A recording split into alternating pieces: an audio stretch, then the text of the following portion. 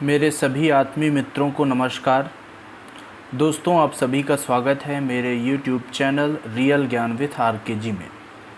दोस्तों, आज के इस वीडियो लेक्चर में मैं फणीश्वर नाथ रेणु जी के बारे में एक वीडियो लेकर आया हूं और इस वीडियो में युग संदर्भ और कहानीकार का स्थान नामक यह टॉपिक है, जिसमें हम फणीश्वर नाथ रेणु जी के जो कहानियां हैं, इनकी कहानियों में जो युग संदर्भ है, क्या शिक्षा मिलती है और इसने अपनी कहानियों में क्या चित्रित किया है उस समय का युग संदर्भ, और इसके साथ ही हम रेणु जी का स्थान निर्धारण करेंगे अन्य कहानीकारों की तुलना में।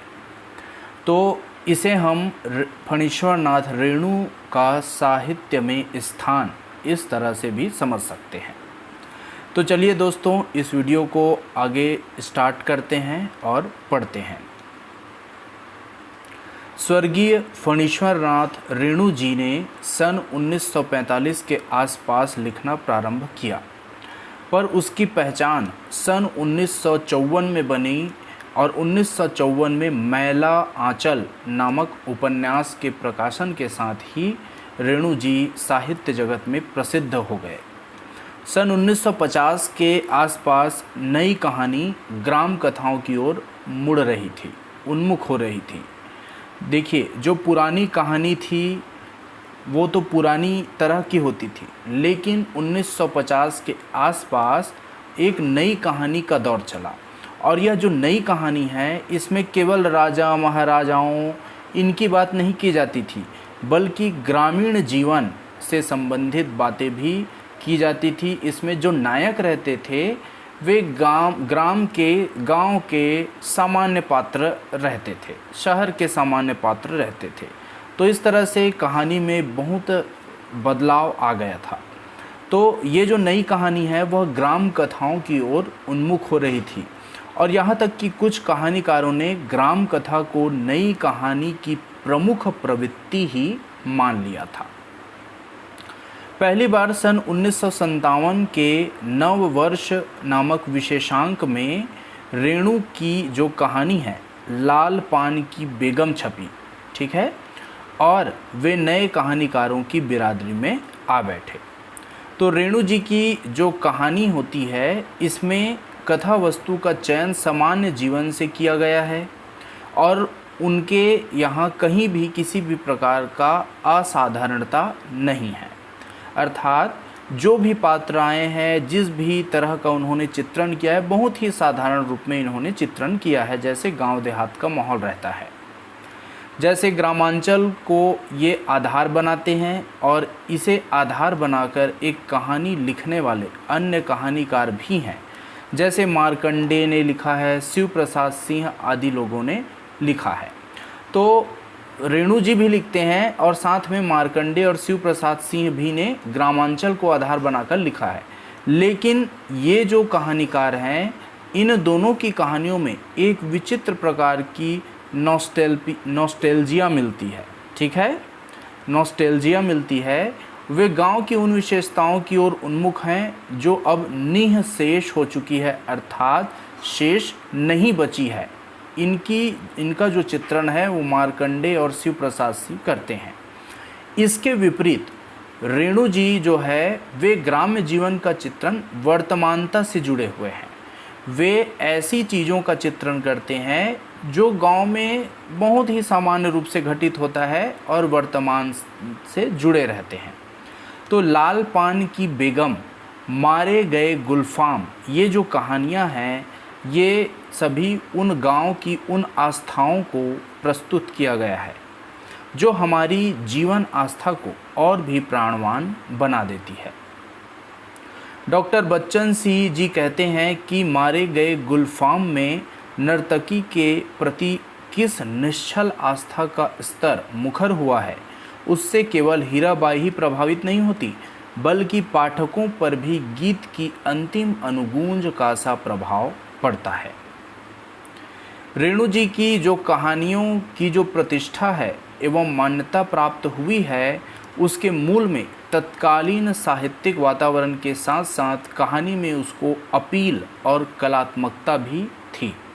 वास्तव में यह वह समय था जब केवल कविता वरन कहानी और उपन्यास में भी जहाँ एक ओर अनुभव की प्रामाणिकता की बात की जा रही थी, तो दूसरी ओर भारतीय ग्राम जीवन के प्रति गहरी उन्मुखता भी लक्षित हो रही थी।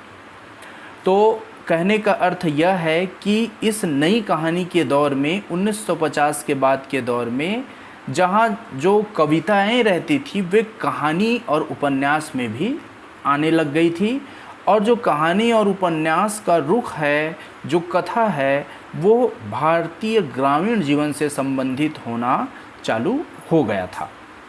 तो सच पूछिए तो ये जो कविता और ग्रामीण जीवन से जुड़े पहलू हैं, ये कहीं ना कहीं आपस में जुड़े हुए हैं, और यही कारण है कि रेणु, मार्कंडेय, लक्ष्मी नारायण लाल, शिव प्रसाद सिंह, शैलेश मटियानी, रामदरस मिश्र आदि के जीवन की चेतना को पहचाना और इन्होंने अभिव्यक्ति दी। तो रेणु जी की, फणीश्वर नाथ रेणु जी की अधिकांश कहानियों का कथांचल उत्तरी बिहार का पूर्णिया जिला का कुछ गांव हैं। तो इनकी जो कहानियां रहती हैं उनमें उत्तरी बिहार के उत्तरी भाग, और जिसमें जो पूर्णिया जिला पड़ता है, इस ज़िले के अंतर्गत पड़ने वाले कुछ गांव को इन्होंने अपनी कथाओं में दर्शाया है, जहां धीरे धीरे गांव की सीमाएं समेटता शहर प्रवेश कर रहा है, अर्थात गांव धीरे धीरे शहर बन रहा है। उन्होंने अपनी कहानियों में किन समस्याओं और परिस्थितियों को उभारा है, वे किसी एक गांव, किसी एक ज़िले या एक प्रदेश की नहीं वरन पूरे ग्रामीण परिवेश से जुड़ी हुई है। हालांकि इनके जो कहानी और उपन्यास में हम देखते हैं कि उत्तरी बिहार का जो पूर्णिया ज़िला है, इसके गांव हैं, लेकिन यह केवल इसी ज़िले, इसी जो बिहार है, इसी राज्य के गांव न होकर ये जो गांव आए हैं पूरे भारतीय ग्रामीण परिवेश से जुड़ा हुआ है। जिला, ग्राम, जनपद, जाति, टीले आदि के नामोल्लेख कहानी के संदर्भों को प्रामाणिकता प्रदान करते हैं। जिस अनुभव की प्रामाणिकता और भागे हुए यथार्थ को नए कहानीकारों ने नारों के रूप में अपनाया था, रेणु ने उन्हें कहानी के संदर्भों में प्रमाणित कर दिया। इसलिए उनके कथा मंच पर यदि कोई पात्र एक क्षण के लिए भी आता है तो वह अपनी समस्त सामाजिक पृष्ठभूमि को साथ लेकर आता है। उनकी कहानियों को हम जीवन के चित्र कह सकते हैं, जिसमें बिहार का ग्राम भूमि का यौवन और संगीत मुखरित हो उठा है। सुमन के शब्दों में अगर हम कहें तो उनमें देश की मिट्टी बोल उठी है। इनकी कहानियों में लोक संगीत के समान ही मधुर व्यक्तित्व पाठक के मन को छू लेते हैं, और ये व्यक्ति अपने प्राण रस में इस साहित्य को खींचकर जीवंत बनाते हैं।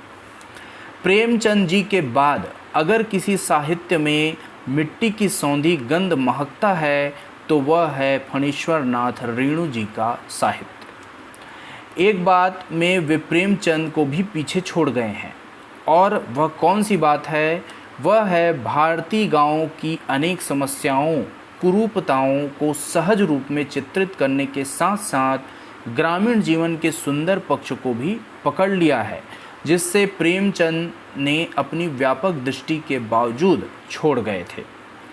तो नई कहानी की मूल संवेदना में डॉक्टर सुरेश सिन्हा ने लिखा है कि ग्रामीणों की कुटिलता एवं विशेषताएं, लोकगीत तथा लोक जीवन, परंपराएं, रूढ़ियों एवं परिवर्तनशीलता, नवोन्मेष की भावना, नया जीवन, पंचायतें, नौटंकी, सड़कों की धूल, हवा, धूप, रोशनी आदि तमाम सारी बातें रेणु ने इतनी आत्मीयता से इसमें चित्रित की है कि वे स्वयं उनको आत्मभोगी प्रतीत होती है।